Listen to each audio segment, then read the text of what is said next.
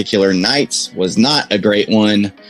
It was a cold, loud, terrible night in Norman, Oklahoma for the number 2 ranked and undefeated at the time Texas Tech Red Raiders. We faced off with the number 5 ranked Oklahoma Sooners, and it did not go well. We ended up losing the game 65-21 in an absolute beatdown. We were the game of the week, so College Game Day was there. Me and my dad were there as well, and this is why this is up there on my least favorite moments, is because me and my dad had to face that brutal cold and that terribly loud Oklahoma fan base. I couldn't get jump around out of my head for like the next year. They played it after every play because it felt like every play they had, they scored. And then, so at that moment, this was the first time I think Tech actually had national championship hopes. We were late in the season, we're undefeated. We had some great wins behind us. We got out of Norman.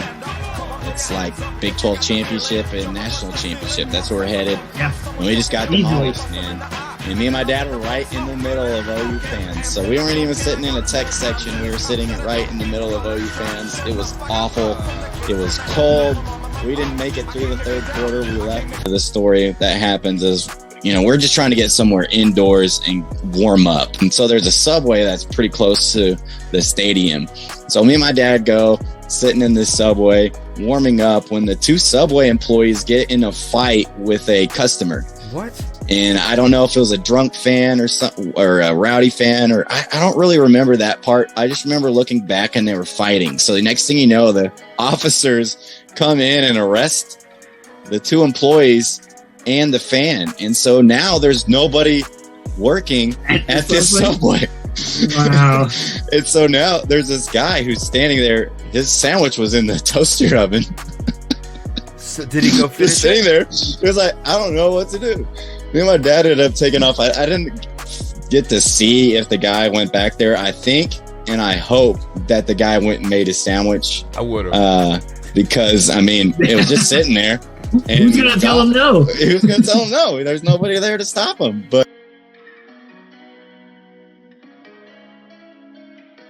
for my second one, it's a little bit more recent, but it was the allowance of Yost for way too long.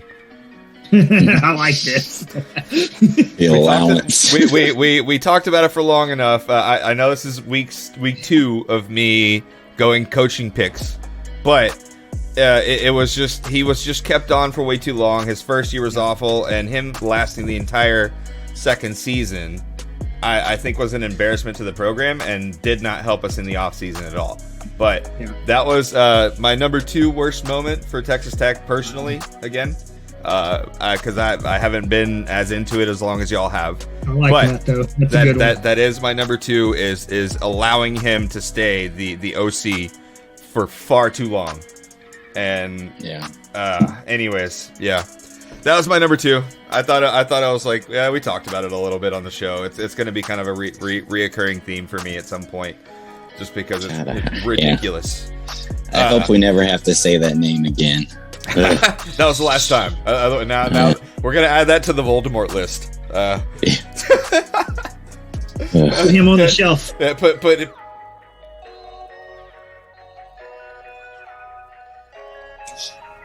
Mine has to do with another brutal loss that me and Brooks attended. It was the 2016 Arizona State Texas Tech game. Yes. Very hyped up game. A lot of Tech fans are pumped to go to Arizona State, play a Pac-12 team, just not something typically we do in schedule.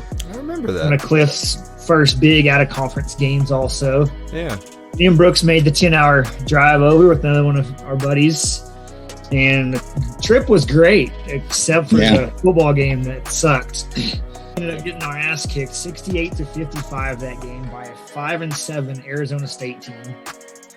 We got Kalen Ballage basically drafted and on the Heisman list because he rushed 7 touchdowns in 13 attempts in that game.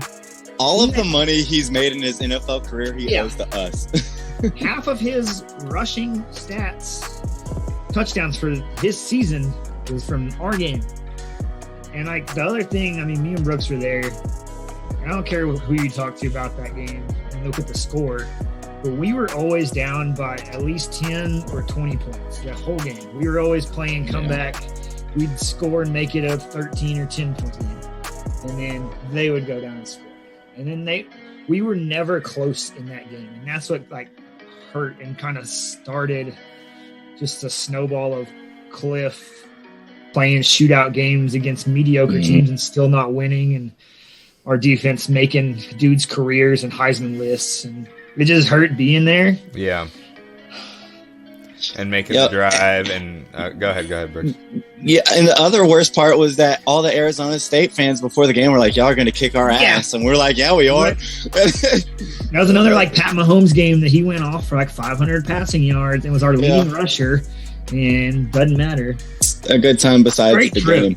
We had, that's it, the band moment. You got to tell them about the band moment because that was cool. Oh, motherfuckers. Okay. Yeah, this is good. Friday night, we're at a piano bar in downtown Tempe, I guess, wherever, in Phoenix, wherever, somewhere in that metro area. And we're with a bunch of other tech buddies. We have like 3 small tables filled up. There's probably like 12 of us tech fans. They roll in at like 11 or midnight with half of the marching band surround us because they're like, well, we're going to go pick on those tech people. And they start playing the fight song right in our ears. What? Oh, yeah. Like literally right here with the trombone and the snare drum. And just right. We just sat there with our guns up like, it don't matter. We can't had to dodge his trombones. Like, we were like, Brooks had like a trombone over his head. I had like a snare drum right beside me. Yeah. It was cool though. We were like, that's something I'd never seen. I was like, they got us. Catch y'all at the next tailgate.